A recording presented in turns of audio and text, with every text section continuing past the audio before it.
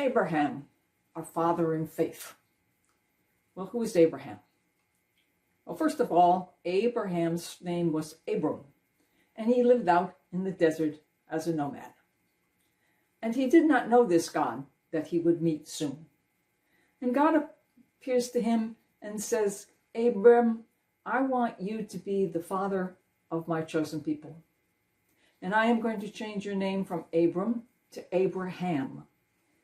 And you are to lead my people. Go from the land of Ur, where he was living, to where I show you, the promised land. And so Abraham accepts the message, accepts the challenge.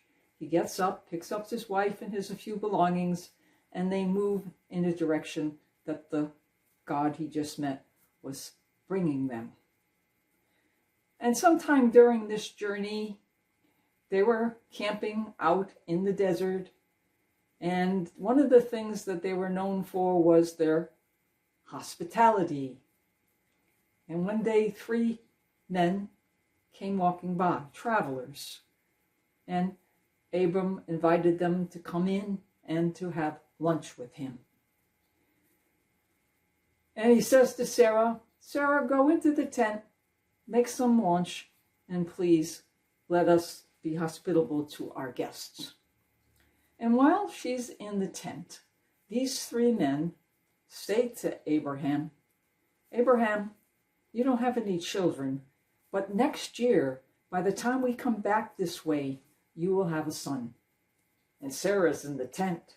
She's 90 some odd years of age, and Abraham's almost 100. And what does she do? She laughs. Well, who wouldn't?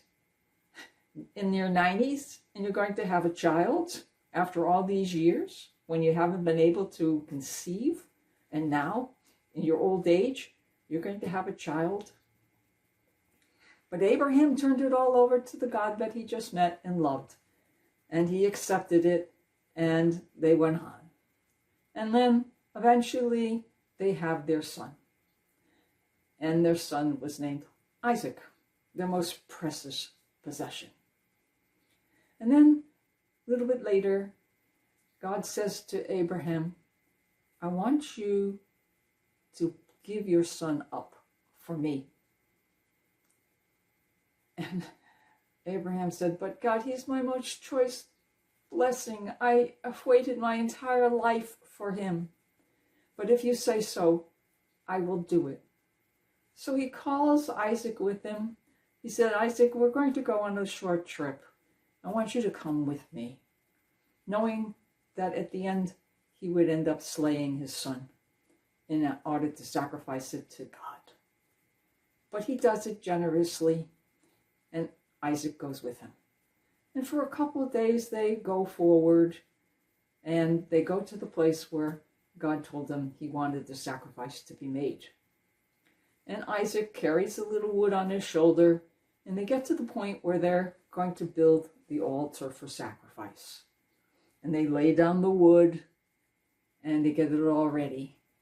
And then Isaac says to Abraham, Dad, where's the sacrifice?